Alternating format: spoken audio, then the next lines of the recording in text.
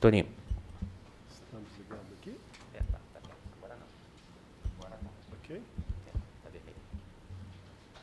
Bom, quero aqui cumprimentar os integrantes da mesa, desejar um bom dia a todos, agradecer à ABMS, na pessoa de seu vice-presidente, Dr. Celso Nisquier, pelo convite feito ao FNDE para participar desse evento, que vamos tratar aqui sobre a questão da política de financiamento estudantil. A participação do FNDE em evento aqui na ABMS, se não me falha a memória, a última vez que participamos foi em 2013. Né? Naquela época, o FNDE tinha recém-estreado na condição de agente operador do FIES, né, enquanto executor de políticas na área do ensino superior. Naquele momento, ainda existia uma dúvida muito grande do setor, né, com relação à capacidade operacional do FNDE de manter de pé a execução da política de financiamento estudantil. Né, como vocês sabem, até 2009, o FNDE tinha atuado exclusivamente na execução de políticas públicas voltada à educação básica.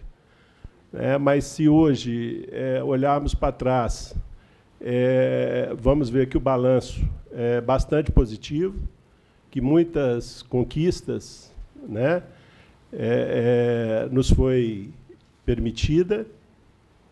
E como é que eu poderia, né, definir, passado esses 6 anos, né, de edição da Lei 12.202 de 2010, que mudou, né, a política de financiamento estudantil vigente até 2009 e alçou o FNDE à condição de agente operador do fundo. Né? Nesse período, conseguimos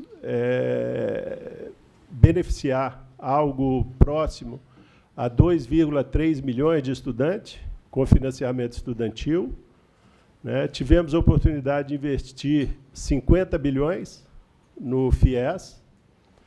Né? Se considerarmos esse número de estudantes beneficiados, né, vamos ver que é 4,1 vezes superior o que a Caixa Econômica Federal financiou em 10 anos de agente operador do fundo, de 1999 a 2009. E, se compararmos este investimento no financiamento estudantil de 50 bilhões, né, é bem superior aos investimentos feitos pelo governo federal em outras políticas públicas, né, voltadas à educação básica. Se considerarmos aí programas importantes na área social, a exemplo da merenda escolar, do livro didático e do dinheiro direto na escola, né, se somarmos os investimentos, que são programas, né, nacionais, e se somarmos esses investimentos, não chegamos a 7 bilhões ao ano.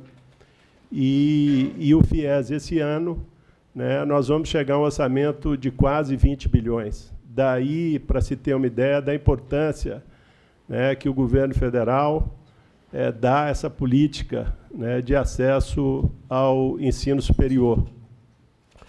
De acordo com dados, né, que levantamos recentemente da base de dados do CISFIES, né, temos hoje 83%, algo próximo a 83% dos estudantes financiados na faixa de renda, né, entre 1 e 1,5 salários mínimos per capita. Né, significa um contingente, né, que se situa dentro da classe D, né, segundo classificação do IBGE. Também 76% desses estudantes são egressos de escola pública, né, 52,8% estão na faixa de 18 a 24 anos, e 42% vem da região Nordeste. Por outro lado, se formos ao censo de 2014 e verificarmos os registros de matrículas no ensino superior presencial e compararmos esse dado com os números do FIES, do ProUni e do REUNI, né, vamos chegar ao expressivo percentual de 71,8% de estudantes que ingressaram no ensino superior, né, com algum tipo de subsídio público. Né? É um número bastante considerável, né? Acho que é até maior do que os índices americanos, que, apesar de ter um grande contingente de estudantes acessando o ensino superior com subsídio, me parece que 50% desse contingente que possui subsídio público. Né? Então, esse índice de 71,8%, que chegamos agora, até 2014, ele é bastante significativo. Né? E, como se vê, o FIES vem cumprindo o seu papel. Né? O seu papel enquanto principal estratégia do Ministério da Educação, né, para cumprir a meta do PNE, né, que temos até 2024, né, para chegar a um número próximo a 12 milhões de matrículas, e seja, enquanto política inclusiva, né, de expansão e democratização do acesso ao ensino superior. Né? Em 2015, né, passamos por algumas mudanças na política de financiamento estudantil, né? Mudanças estas que foram feitas com o objetivo de fortalecer a sustentabilidade do fundo. Né? Vou citar aqui 3 alterações que foram feitas. A primeira delas, fizemos na renda de acesso ao financiamento estudantil. Nós saímos de uma renda de até 20 salários mínimos para acesso e chegamos a uma renda de, no máximo, 7,5 salários mínimos. Né? Tivemos que fazer essa alteração para ajustar, para trazer o programa ao centro dos seus objetivos, que é financiar estudantes de menor renda.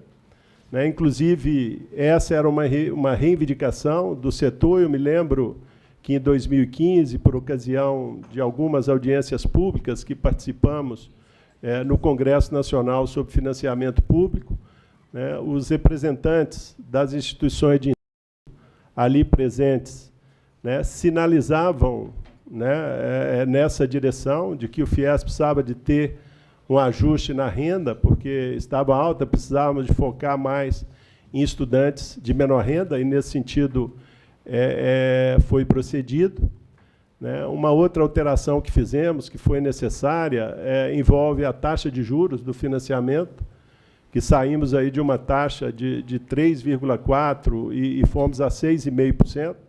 Por que fizemos isso? Né? Fizemos isso para manter estável o subsídio do governo, né, sobre a taxa de juros do financiamento estudantil. A gente sabe que a gente vive um momento conjuntural, né, um momento de ajuste fiscal, né, e temos que manter uma certa coerência, um certo ajuste nessas políticas sociais. Mas, de qualquer forma, é um juro ainda bastante atrativo.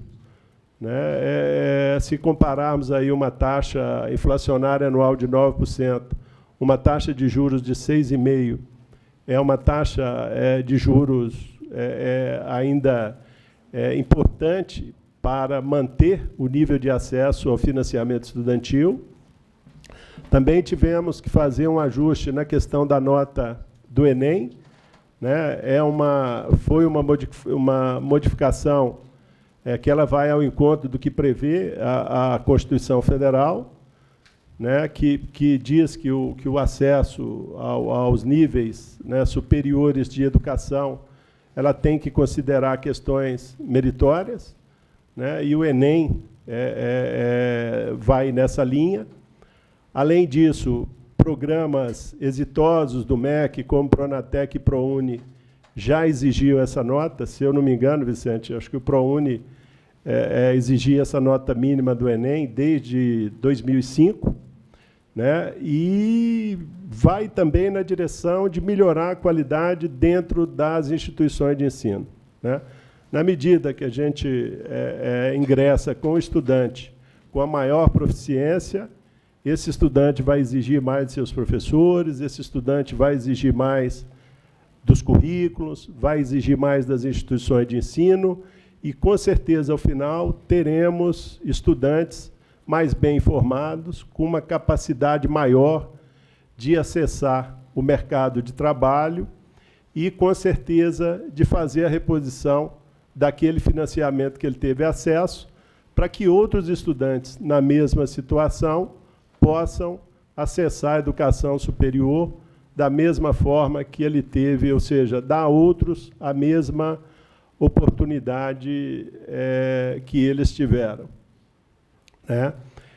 Mais recentemente, também passamos por algumas alterações, né? Me parece que a mais importante delas ainda não foi publicada, mas deve sair publicada recentemente, que surgiu a partir de tratativas com as instituições representativas de instituições de ensino, né, como, por exemplo, o aumento da faixa de renda na última faixa da tabela de financiamento, né, que a gente sai de até 2,5 salários mínimos e chegamos a 3. Né. Também foi muito discutido o nível de eficiência de ocupação das vagas. A CESU também, Vicente, deve tratar disso, mas conseguimos evoluir bastante, né, no sentido, né, que as vagas ofertadas sejam, de fato, ocupadas. Né. Nesse primeiro semestre, a gente teve 250 mil vagas disponíveis e chegamos à ocupação de 150. Então, realmente, precisamos de mexer no quebra-cabeça para fazer alguns ajustes na política e conseguirmos ocupar com maior eficiência essas vagas. Né? Mas, assim, na visão do FNDE, a gente ainda precisa fazer mais. Né? O FIES, como toda política pública, e o FIES não é diferente, ela tem que estar sempre sob avaliação, né? Ela tem que estar sempre sob ajuste, seja para se adequar à situação econômica, à situação social, à situação educacional, né? Com que são mutantes, né? E que evoluem ao longo do tempo. E, na visão da FNDE, a gente ainda tem que trabalhar um pouco nessa questão da inadimplência. Né? Por que falo inadimplência? Né? Apesar do financiamento estudantil, hoje, da forma que ele está estruturado, ele favorece uma inadimplência baixa, né? Na medida em que tem prestações baixas, em função do prazo longo de pagamento, né, em função do que diz a lei com relação à remuneração dos bancos, né, que remunera ponderado pela taxa de adimplência, significa que os bancos só recebem pelo serviço prestado a cobrança do FIES daquela parte adimplente do financiamento. Então, isso incentiva os bancos cada vez mais a ter uma cobrança eficiente. Né? Também a questão, né, do nível de renda, né, que lá em 2010, quando o novo FIES foi idealizado, né, nós tínhamos uma economia que saímos de 8ª economia do mundo para talvez uma 6ª economia do mundo. Hoje, por uma questão conjuntural, essa situação mudou. Né? Nós estamos subindo aí no patamar de colocação da economia, então precisamos ficar atentos a isso. Né? Eu sei que esse não é um problema só do FIES, é um problema de toda a economia brasileira. atinge também as instituições de ensino, com evasões, com inadimplência, né? Então, precisamos de achar maneiras, né, de manter a inadimplência do FIES em patamares aceitáveis para esse tipo de operação de financiamento, né? Uma outra coisa que, na visão do FNDE, a gente precisa de evoluir é na questão da comprovação de renda, né? É que nós tenhamos certeza de que nós estamos dando um financiamento realmente para aquele estudante que precisa, né? A gente recebe, através lá dos canais de comunicação, algumas denúncias, algumas informações, né, e que nos leva a entender, né, ser necessária alguma ação nesse sentido, né? E, por outro lado, também desafogar um pouco, né, as comissões, né, dentro das universidades que fazem a validação dessas inscrições, né, que não é o negócio da universidade, não é a experiência da universidade ficar validando renda, né? Os volumes de financiamento cresceram muito ao longo do tempo. Então, em época de aditamento, em época de inscrição, né, as universidades ficam, né, superlotadas, o prazo é curto, acaba o estudante perdendo prazo. Então, na visão do FNDE, também a gente tem que trabalhar um pouco nessa questão da comprovação de renda, de dar maior conformidade, né, e não expor o fundo, né, a determinados ataques desnecessários, né, que possam vir a macular a imagem do financiamento estudantil. E a terceira coisa que, na visão da FNDE, também a gente precisa de avançar, né, queria deixar claro aqui que são questões bastante embrionárias, a gente tem discutido internamente, mas ainda temos que levá-las à CESU, temos que levá-las aos escalões superiores do Ministério, né, com definições mais objetivas para que possamos decidir sobre o avanço ou não. Mas também, na visão da FNDE, precisamos estudar maneiras, né, de diminuir o impacto do programa sobre o orçamento público, né? Como eu disse, nós estamos chegando aí a um orçamento de 20 bilhões, num cenário, né, de ajuste fiscal, uma conta que é considerada nesse processo. E, assim, temos que estudar maneiras alternativas. Eu sei que o setor vem estudando esse assunto, já tem até proposta nesse sentido, né? Mas precisamos evoluir, precisamos